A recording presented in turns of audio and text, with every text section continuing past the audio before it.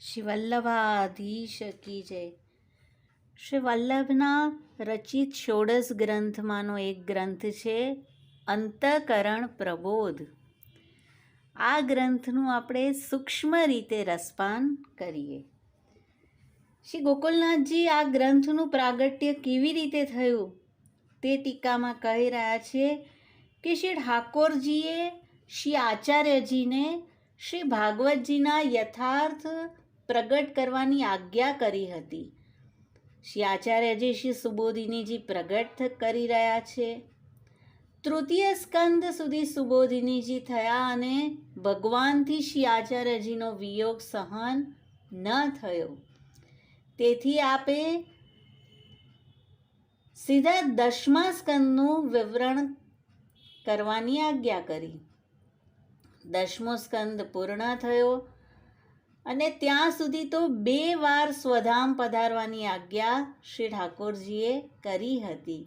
ત્યાર પછી કૃપાયુક્ત રોષપૂર્વક ત્રીજી આજ્ઞા કરી અને ભગવાનના આગ્રહને જોઈ શ્રી આચાર્યજીએ ત્રીજી આજ્ઞા જ્યારે થઈ તે પછી નિજ અંતઃકરણને પ્રબોધ કરતા આ ગ્રંથ પ્રગટ કરી રહ્યા છે. અંતઃકરણ મદ્વાક્યમ સાવધનતયા શૃણુ કૃષ્ણાત પરમ નાસ્તિ દૈવમ વસ્તુતો દોષવર્જિત. હે અંતઃકરણ, મારા વાક્યને સાવધાનતાથી સાંભળ. કૃષ્ણથી પર વસ્તુત દોષરહિત બીજો કોઈ દેવ નથી. આ ગ્રંથ શ્રી આચાર્યજી નિજ અંતઃકરણને અને નિજ જનોને, આપના જે ભક્ત છે તેને ઉદ્દેશીને કહી રહ્યા છે. બીજો શ્લોક. ચાંડાલી ચેદ રાજપત્ની જાતા રાજ્યા ચ માનિતા કદાચિત અપમાનેપી મૂલત કાક્ષતિર્ભવેત. કોઈ ચાંડાલી હોય, યદિ તે રાજાની પત્ની એટલે કે રાણી બને અને ત્યાર પછી તે રાજાની માનીતી રાણી બને, જો કદાચ તેનું ક્યારે રાજા દ્વારા અપમાન થઈ જાય તો તેના મૂલમાં શું ક્ષતિ થશે? તેવી જ રીતે જીવની પણ અવસ્થા છે. જીવ પહેલાં ચાંડાલી સમાન હતો, પછી શ્રી ઠાકોરજીને શ્રી વલ્લભે હસ્ત ગહાવ્યો અને જીવ બન્યો રાજપત્ની એટલે કે રાણી. શ્રી ઠાકોરજી સાનુભાવતા જણાવવા લાગ્યા અને હવે જીવ થયો માનીતી રાણી. હવે કદાચ પ્રભુ સાનુભાવતા અથવા ફલ દેવામાં વિલંબ કરી રહ્યા છે તો જીવે કોઈ પ્રકારની ચિંતા ન કરવી અને તેને મૂલમાં શું હાનિ થશે? તે રાણી તો રહેશે જ, ફરીથી ચાંડાલી નહીં બની જાય. સમર્પણાદહમ પૂર્વમ ઉત્તમ કિમ સદાસિત કામમ અધમતા ભાવ્યા પશ્ચાતાપો યતો ભવેત. સમર્પણથી પૂર્વ શું હું સદા શ્રેષ્ઠ હતો? તો હવે મારી અધમતા કેમ વિચારવી જેથી પશ્ચાતાપ થાય? ઠાકોરજી ફલ દેવામાં વિલંબ કરી રહ્યા છે તો મારી અધમતા છે અને તેમ કરીને પશ્ચાતાપ કરવામાં સમય ન બગાડીએ. સત્ય સંકલ્પો વિષ્ણુ ન અન્યથા તું કરિષ્યતિ યજ્ઞૈવ કાર્યા સતતમ સ્વામી દ્રોહ અન્યથા ભવેત. શ્રી કૃષ્ણ સત્ય સંકલ્પવાળા છે. શ્રી વલ્લભને કહ્યું છે જે જીવનો હું એકવાર અંગીકાર કરીશ પછી ક્યારેય તેને છોડીશ નહીં, તો અન્યથા તો નહીં જ કરે, મીન્સ કે મારો ત્યાગ તો નહીં જ કરે. તો નિરંતર આજ્ઞામાં પ્રમાણે રહેવું એટલે કે સેવા કરવી, નહીં તો શું થશે? સ્વામી દ્રોહ થશે. સેવકસ્ય તુ ધર્મો અયમ સ્વામી સ્વસ્ય કરિષ્યતિ. સેવકનો તો આ જ ધર્મ છે. શું ધર્મ છે? ભગવદ સેવા કરવી, શ્રી ઠાકોરજીની આજ્ઞા અનુસાર કાર્ય કરવું અને સ્વામી તેનું કાર્ય કરશે જ.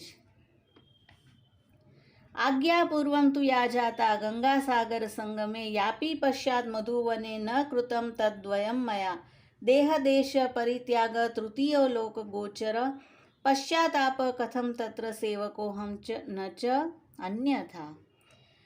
પહેલી આજ્ઞા થઈ છે ગંગાસાગરના સંગમમાં, બીજી આજ્ઞા થઈ મધુવનમાં શ્રી ઠાકોરજી જે નિષ્ધામ પધારવાની આજ્ઞા કરી તેની શ્રી વલ્લભ વાત કરી રહ્યા છે.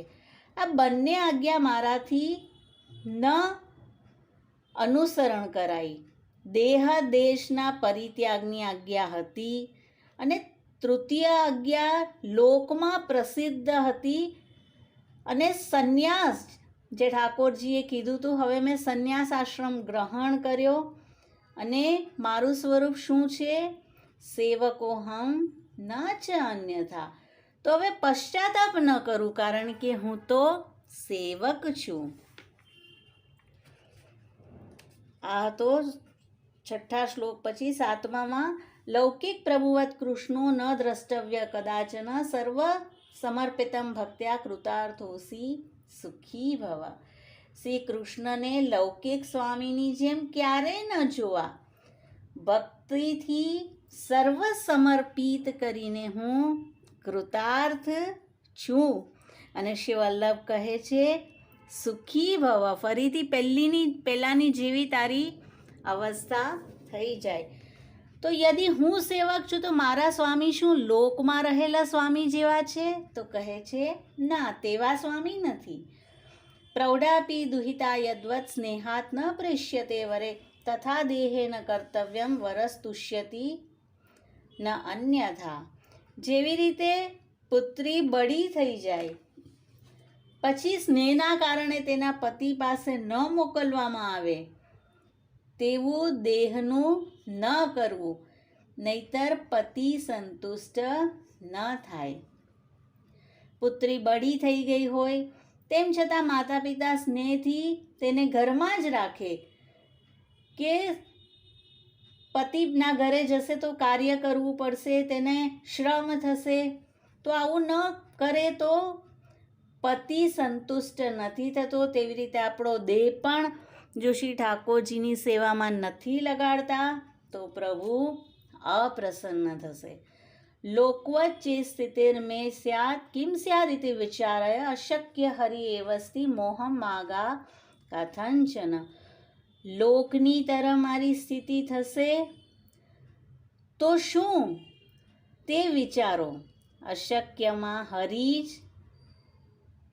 છે અને માટે કોઈ પ્રકારના મોહને પ્રાપ્ત ન થા. ક્યારેક લોકમાં મને ઉત્કર્ષ વગેરે મળી જશે તો મારી શું સ્થિતિ થશે? તો અહીંયા શ્રી વલ્લભ કહે છે ગમે તેવી અશક્ય પરિસ્થિતિમાં પણ હરિ છે જ, મીન્સ કે ભક્તના દુઃખ અને પાપના હરવાવાળા છે. ઇતિ શ્રી કૃષ્ણદાસસ્ય વલ્લભસ્ય હિતમ વચ ચિત્તમ પ્રતિ યદા કર્ણ્ય ભક્તો નિશ્ચિંતતામ વ્રજેત. શ્રી કૃષ્ણના દાસના શ્રી વલ્લભના ચિત્તના પ્રતિ આ હિતકારી વચનને જે સાંભળશે તે ભક્ત નિશ્ચિંતતાને પ્રાપ્ત થશે. પહેલા શ્લોકમાં જ કહ્યું હતું અંતઃકરણ મદવાક્યમ સાવધન તયા શૃણુ. તો ત્યારે આપણે જોઈ ગયા હતા કે આપનું અંતઃકરણ અને ભક્તનું અંતઃકરણ. તો આ જે વચનો છે તે શ્રી આચાર્યજી કહે છે જે શ્રવણ કરશે તે નિશ્ચિંતતાને પ્રાપ્ત થશે. તો અતિ સુંદર એવો આ ગ્રંથ છે અને શ્રી વલ્લભ પોતાના જીવોને જ્યાં પણ અટક્યા હોય, કોઈ પણ ચિંતા હોય, તો છેલ્લા શ્લોકમાં કહી રહ્યા છે કે ભક્તો નિશ્ચિંતતામ વ્રજેત. અને કૃતાર્થ અવસ્થા સુધી તે જીવ પહોંચી જશે તેવું દાન શ્રી વલ્લભ કરી રહ્યા છે. શ્રી વલ્લભાધીશ કી જય.